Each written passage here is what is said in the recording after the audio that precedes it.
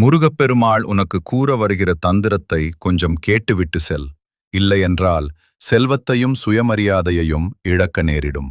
அனைத்திலும் உயர்ந்த இடத்திற்குச் செல்ல வேண்டும் என்றால் இந்த வீடியோவை முழுமையாக பார்த்துவிட்டு அதன் முழு பலனை நீயே அடைவாய். முருகப்பெருமாளிடம் நாம் மனமாற கேட்ட பிரார்த்தனை ஒருபோதும் வீணாகாது. தர சிறிது காலம் எடுத்துக்கொள்வார், ஆனால் தராமல் ஒருபோதும் இருக்க மாட்டார். இப்போ கவனமா கேள். மஞ்சள் நிறம் என்றால் குருவை குறிக்கும். சிவப்பு நிறம் என்றால் செவ்வாயை குறிக்கும். 9 செவ்வாய். செவ்வாய் என்றாலே முருகன். அதனால் நம்பிக்கையோடு இதை செய்து பார். மஞ்சள் நிற தாளில் சிவப்பு பேனாவால் 3, 6, 9 மட்டும் எழுதுங்கள். 3ஆம் வாய்ப்பாடு. இந்த எண்கள் மட்டும் போதும். அதை இரவு தூங்கும்போது தலையணையின் கீழ் வைத்து உங்கள் கஷ்டங்களை மனதில் நினைத்து முருகனை அழைக்கவும்.